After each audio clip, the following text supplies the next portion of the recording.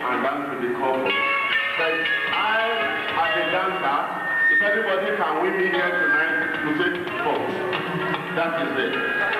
Everybody can dance with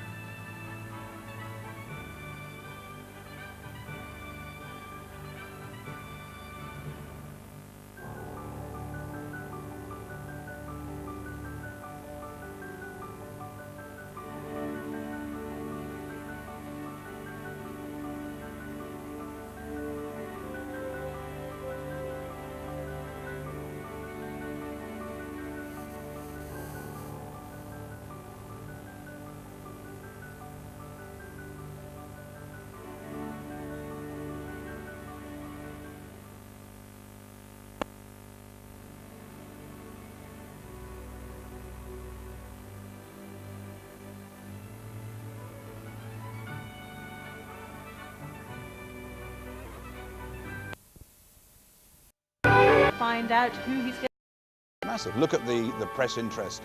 I think it's without doubt. He hates all that sort of thing. Right. I said, what's... We were on a trip with some very retired, and I said...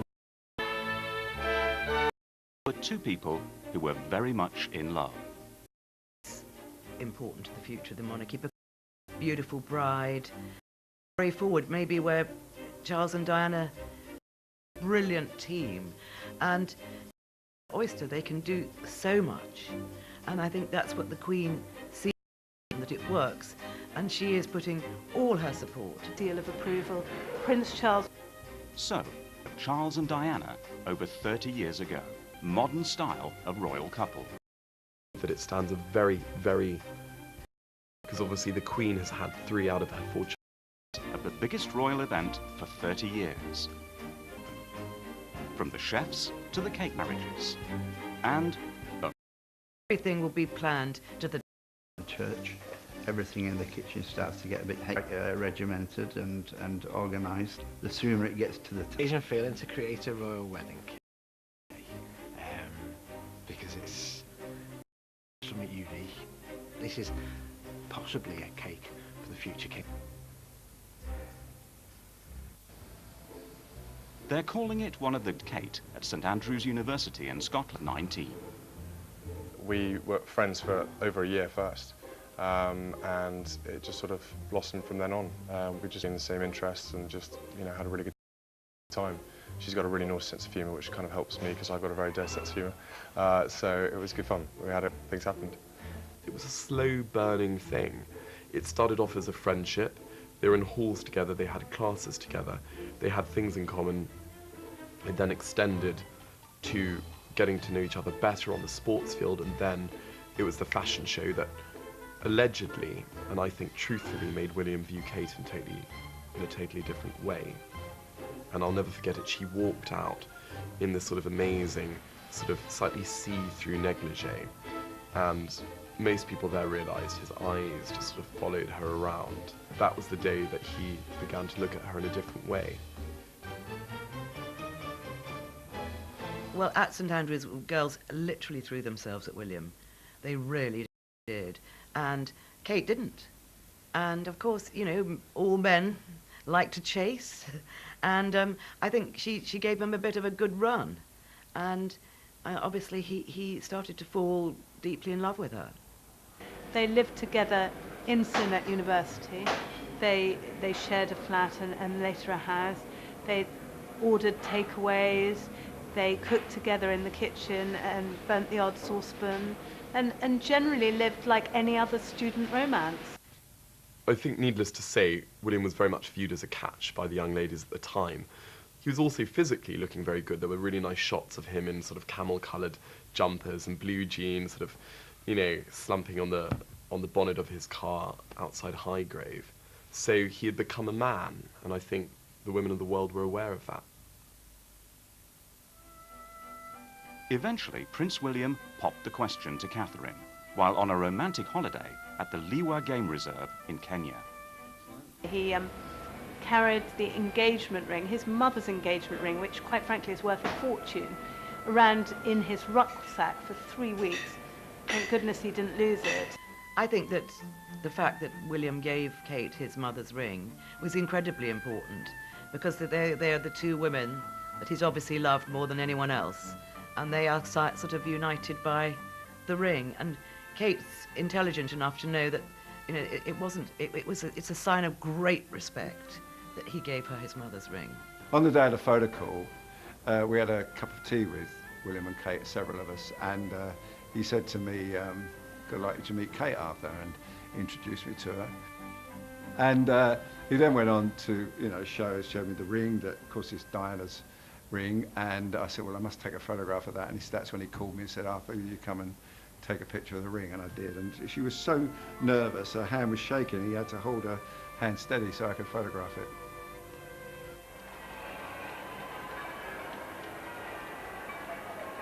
So the date is set, Friday the 29th of April. The wedding invites have gone out and the venue has been chosen, Westminster Abbey. The whole point of the Abbey, with Henry III building it, was to build the most magnificent church in the world for these great ceremonies. I think it really was established by the marriage of the Queen and then the Queen's sister, Princess Margaret, her daughter, Princess Anne. And it was really a big break by then with tradition when Prince Charles went to St. Paul's in 1981. Before the ceremony begins, Prince William, his best man, the royal family will all be in place up before the high altar.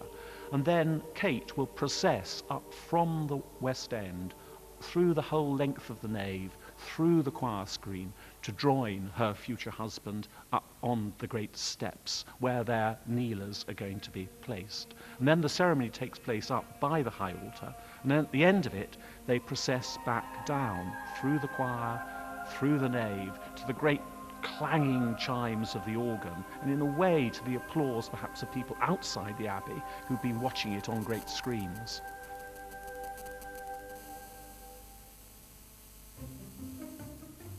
William has chosen his brother Harry to be his best man at his wedding, while Kate Middleton's sister Philippa will be her maid of honour. Around 2,000 guests have been invited to the wedding ceremony at Westminster Abbey, and a further 600 to the reception at Buckingham Palace. Well, the wedding is scheduled to start at 11 o'clock, which means it will start at 11 o'clock. And they really dislike the bride being late. I think Diana was 32 seconds late, and it sort of wobbled the arrangements. And after the wedding, William and Kate will drive back in an open carriage to Buckingham Palace, and I think they are then scheduled to be on the balcony for the kiss at about 1 o'clock. And then there will be a reception at the palace, and William and Kate will drive back to Clarence House for a rest before the evening's festivities begin. This wedding is going to be quite an unusual royal wedding. Kate is the first commoner for 350 years to marry a future king, so there will be a variety of middle-class relatives of the Middletons, as well as the usual array of royals and aristocrats and heads of state. The ticket to the Abbey is the hottest ticket in town. We know that. And I think the main is going to be William and Kate's friends. I mean, obviously after 9 years together, they've got mostly mutual friends. But William's also said that he wants some representatives of his charity there. Then obviously there'll be the Middleton family and their friends. I think William's perfect idea of a wedding would be an elopement. I think he would rather go off to Kenya, to Jacka Craig's estate, get married there in privacy with his parents and her parents and a few close friends. I think William would like the wedding to number no more than about 25. However, that ain't gonna happen. One of the key elements of any wedding are the flowers. Edward Goodyear in London have been providing them to the royal family since the time of Queen Victoria, and are currently florists by royal appointment to both Her Majesty the Queen and the Duke of Edinburgh. They are creating one of the table arrangements for the wedding reception in Buckingham Palace. Kate and William are obviously very English and very classic. They probably go quite neutral because it's sort of the most modern trend at the moment. And it's very sort of wild and country feel, which we think they'll probably both quite like because they don't like the regalness. They're sort of down-to-earth modern young couple. The table centres are extremely important because of the size of the rooms. So they do need some very special arrangements. We've got about a selection of about 8 different varieties of flowers just to fill it up and give it a bit of variety. Obviously all sort of within the same colour scheme and different shapes and textures to make the arrangement look quite varied. Her Majesty the Queen is very interested in flowers, and she loves particular flowers, which I can't say really, because that's a personal thing, but that she definitely loves flowers, and she actually loves arranging her own personal flowers that she's given. This one I've got here is lilac, which is very popular in spring. That's which will be readily available at the time of their getting married. And you've got the big white hydrangea heads here. They're quite sort of classic and English, and this is the Gilder Rose, just to give it a bit of variety and a bit of colour. The inspiration is that the arrangement is very English and could have come from a very large church in the country. It's got an English feel to it and has English flowers, but it also has the Kentian fern, which of course is where William and Kate were engaged or got engaged. Yeah. This is a cream avalanche rose, English grown, and we believe this is what Lady Diana had in her bouquet on her wedding day when she married Charles. Just quite a nice link, because we believe obviously William wants her to be part of the day, and we think that they might pick that up with the flowers. We've got these beautiful orchids to drape in, which Diana had in her bouquet. Not traditionally English, but incredibly beautiful and quite modern for a young couple. When this is on the table, it's going to smell absolutely amazing, because obviously you've got the roses and the lilac. It's going to smell fantastic, but you've also got some sort of organic foliages, so you've got the rosemary and that sort of thing in there, and that's going to smell absolutely beautiful. When you're dealing with a royal event, there is always the pressure of doing the work absolutely to the top standard. And sometimes, because there are many other staff working on the tables or whatever, that provides some difficulties. But the pressure is really because it's such a special occasion always. This is obviously a lot bigger arrangement than what the average person would have on their wedding day, mainly because they're royals, and it's going to be seen by the world, and it will be replicated a million times over and watched by millions and millions, so a lot of pressure for whoever's doing it.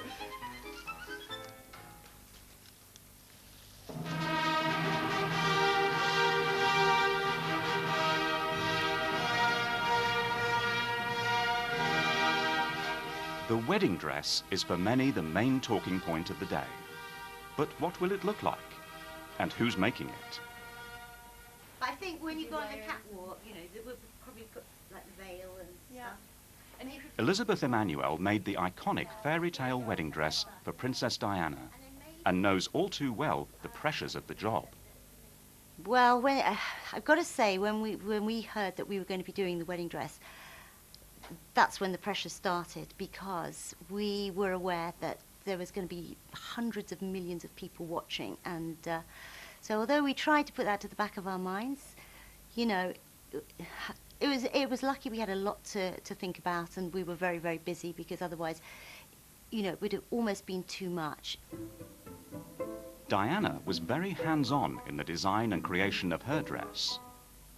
Well, we wanted to make the dress very dramatic, and we thought, well, you know, traditionally the wedding dress does have a train, and but let's make it the longest possible. So Diana liked that idea, that we would make it longer than any other royal wedding train.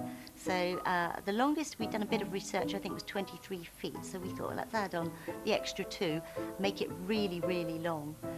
But still, looking back at the footage from those years ago, you know, you see her coming out the coach, and that is my favourite shot of all time, when she's coming out of the coach, and she's virtually at the top of the steps of St. Paul's, and her train is still in the coach. And I just love that, and I don't think either of us realised the impact. You know, we were thinking in our heads of doing the dress, the train, and visions of it up the aisle, but that bit was my favourite, when she was going up the steps. I loved that.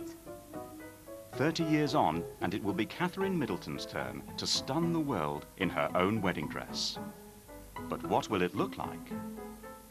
I think it's very, very possible that Catherine may want to, you know, surprise everybody, because, you know, she's seen being photographed and making statements with what she wears now, and it may be she'll want people to, you know, be surprised. There may be an interesting twist on the design, something unexpected, and especially if there are no rules and regulations, you don't really know what that might be. I don't think she's going to basically go for the typical meringue, but I think something very, very maybe fitted on the actual waist and fitted onto the hips, but the fullness at the side. Possibly, I think, a full-length veil and a very regal sort of type tiara. I think possibly with a hair down, possibly maybe half up, half down. But I think she's generally going to go for something very classic, nothing too over the top. I think Kate's gone from a traditional home counties girl in her cowboy boots and jeans and flowery skirts to quite an elegant young woman, and I'm sure just as Princess Diana was emulated around the world, I'm sure Kate will be. Her Topshop dress that she wore on her 25th birthday and the Easter dress that she wore for her engagement announcement sold out within hours. I think Kate will become a complete and utter superstar. Everywhere she goes, she's going to be photographed. Her clothes are already copied. Her look, her hair, her shoes, what she says. People will hang on to her every word. And, you know, she will be like, she's our Hollywood, she's our movie star. Jessica Hay was Catherine's closest friend and roommate at Marlborough College. For 3 years, they shared their work, their secrets, and their crushes. William did come to a hockey game at one point when we were at Marlborough, and obviously Catherine is an amazing hockey player. She played centre forward and she was the captain of the first hockey team. And I think as soon as he saw her, his eyes lit up. She said, I'd love to become a princess one day. I'd love to marry Prince William. It would be just, you know, the icing on the cake. It would be a wonderful life, and he seems like a lovely guy. And the fact that she was so down to earth about it made it seem like she probably was going to go, you know, that's probably fate. And it's happened. It's very, very odd. For Kate's generation, William was definitely the #1 pin-up. He was the most eligible bachelor in Britain, if not the world. So every girl wanted to snare him, and I'm sure Kate was no different. But according to Jessica, it wasn't only William who was a pin-up. All of the older boys absolutely loved her. She was put on the top of the fit list. So, but she wasn't really interested. She preferred to just concentrate on her own than, you know, boys running after her, which they did. I think she's a very sensible girl. I think she's very grounded. She comes from a very loving and stable family, and I think that's what attracts William. Obviously, after Marlborough, she went to university. We lost touch for a couple of months, and then she got back in touch with me, traveling around America at the time. And she said that she'd met this really nice boy. And she said, "Boy." I said, "Right." I said, "What's his name?" And she said, "Willie." Willie. I said, "All right, he sounds nice." And she said, "Oh, you've met him before, Eton." And it was found out that it was the same Willie, that he was absolutely lovely, and she said she's in love. No wedding is complete without a stunning wedding cake.